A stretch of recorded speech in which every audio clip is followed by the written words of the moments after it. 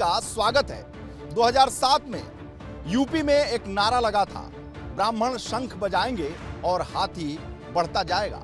तो ये नारा आज भी लग रहा है, लेकिन सवाल ये है कि साइकिल वाले कह रहे हैं कि पंडित जी शंख हमारे लिए बजाएं, कमल वाले कह रहे हैं कि हमारे लिए बजाएं, और जो पंजे वाले हैं वो पुश्तैनी अपना हक मानते हैं। तो आखिर पंडित जी करें क्या, किसके लिए बजाएं? और हाथी वाले तो कह रहे हैं भैया पहले बजाया था तो अभी भी बजाओ 2022 में, और बहन जी को मुख्यमंत्री 5वीं बार बनाओ।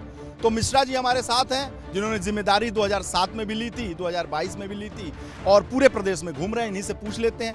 मिश्रा जी, बहुत कंफ्यूजन है, ये बताइए कि पंडित जी लोग कहाँ शंख बजाएं?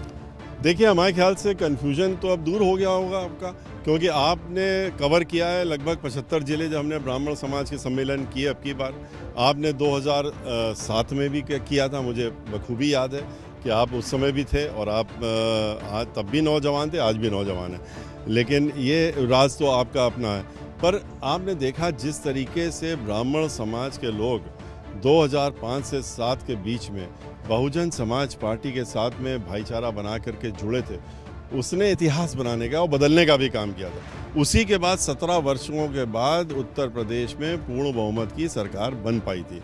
अब की बार जो है, और ब्राह्मण समाज ने जब दिया साथ तो उसका सम्मान हुआ, उसका मान सम्मान सर्व समाज के साथ साथ में उनका भी होने का काम किया।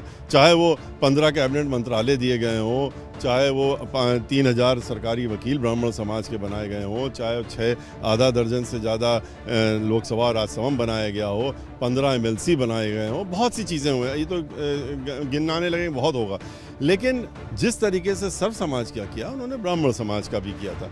और आज के रोज़ जो है, आपने देखा कि पिछले 10 वर्षों में ब्राह्मण समाज का सिर्फ और सिर्फ उत्पीड़न हुआ। समाजवादी पार्टी से तो खैर कोई उम्मीद करता ही नहीं था, ब्राह्मण समाज के लोग पहले भी उम्मीद नहीं करते थे। जिस तरह से उनके मंत्री पांडे जी, जो खुद उनका बेइज्जत करके बाहर निकाला गया था, मकान छीन लिया गया था, उनके हार्ट अटैक हुआ, उनकी मृत्यु हो गई, और ब्राह्मण समाज के 2 आदमी खाली अगल बगल प्रोटोकॉल मिनिस्टर या खेल कूद मंत्री बना के छोड़ दिए थे उन्होंने।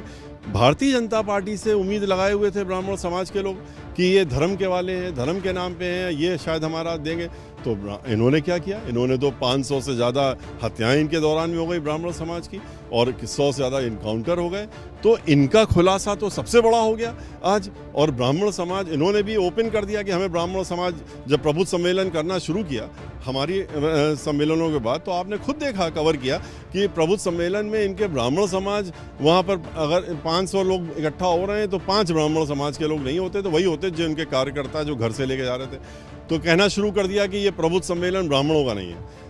ब्राह्मण आज जो है वो जिस तरीके से पूरे प्रदेश में हमारे साथ में जुड़ करके और बहन मायावती जी के ऊपर आस्था जताते हुए और अपना मजबूती से जुड़ रहा है, और तय कर लिया उसने कि ब्राह्मण शंख बजाएगा और हाथी बढ़ता जाएगा और विधानसभा में जाने का काम करेगा। तो ये निश्चित रूप से अब की बार हम बता सकते हैं कि जितना 2007 में जुड़ा था उससे कहीं ज़्यादा अब की बार जुड़ने जा रहा है। और अब की बार उससे कहीं, पिछली बार 42-45 ब्राह्मण समाज के लोग जीत करके आए थे, अब की बार उससे कहीं ज़्यादा जीत करके आएंगे। पिछली बार ब्राह्मण समाज ने भाईचारा बना के दलित समाज के साथ में खुल करके वोट डालने का काम किया था, 62 सीटें जीते थे। और अब की बार जिस तरह से रिजर्व सीटों में आपने देखा, आज भी देखा, ब्राह्मण समाज के लोग खुल करके भाईचारा बनाते हुए आए हुए हैं, तो अब की 86 में 86 जीतेंगे।